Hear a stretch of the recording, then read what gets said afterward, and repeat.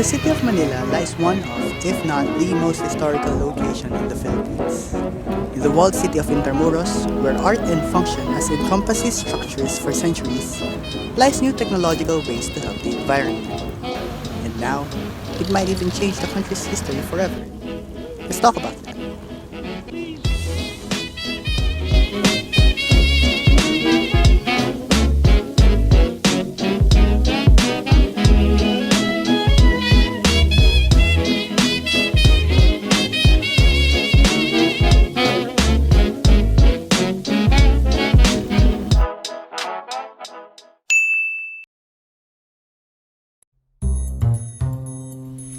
The Department of Energy or DOE, in partnership with the Asian Development Bank and the Clean Technology Fund, is implementing the market transformation through introduction of energy-efficient electric vehicles project or the e-trike project to promote energy efficiency and clean technologies in the transport sector.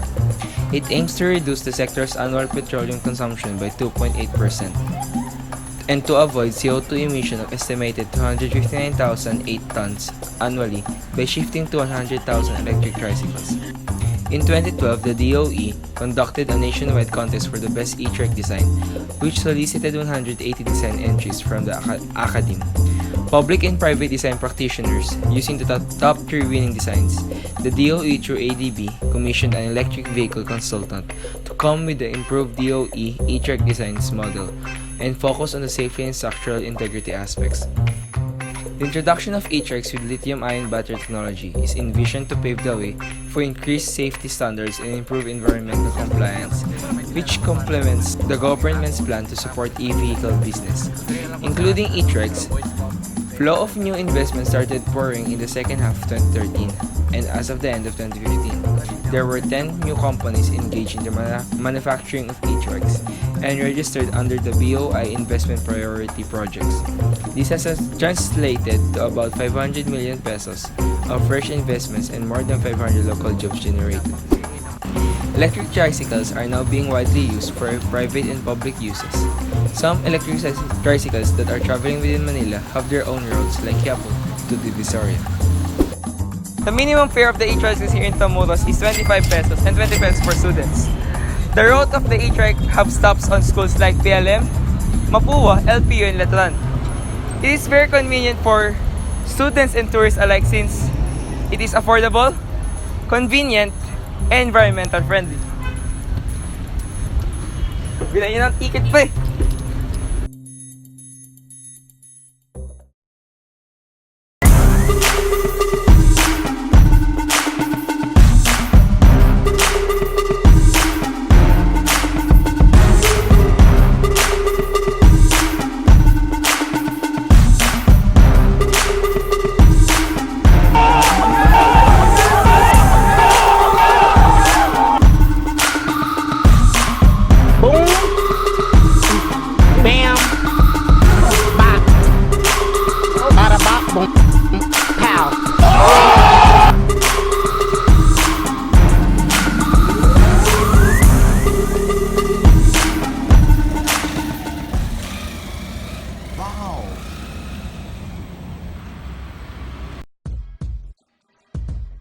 An electric scooter is a device wherein there is no more than 2 10 inches of wheels and has a rider upon it.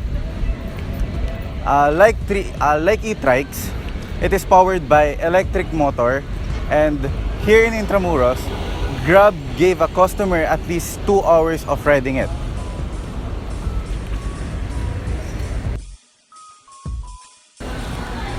Not everyone is accessible in using ordinary bicycles because some may have an injured leg or other body issues. The creation of electric-powered bicycles, or well known as e-bikes, have made a very big difference. Just like other electric-powered vehicles, e-bikes can produce minimal to zero gas waste. E-bikes can be an alternative to motorcycles if you want to travel in short distances.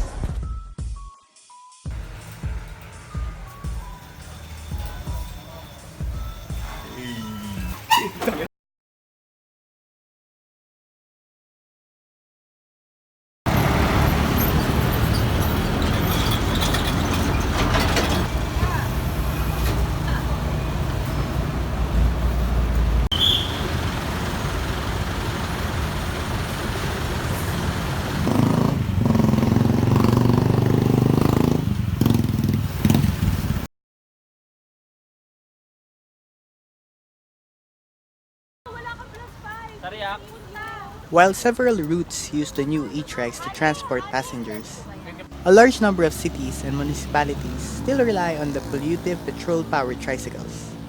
The adoption of e-bikes and e-scooters by some individuals is a good step moving forward, but is a long way from being effective in reducing the overall carbon footprint and fuel consumption of Manila.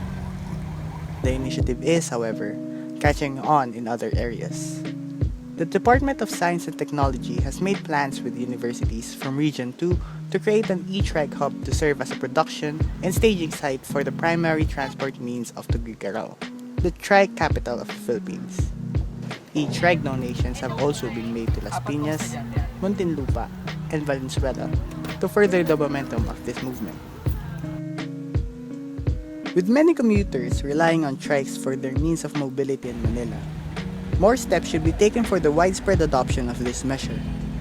The cheaper operation costs, a reduced environmental impact, and overall more pleasant ride and operation are all good talking points to convince tricycle operators to switch to the modern and more sustainable e-trikes. Coupled with the subsidy from the local government or energy and transportation departments, and the current interest and momentum around transportation modernization programs, the mass conversion to e-trikes is a program every local government should seriously consider.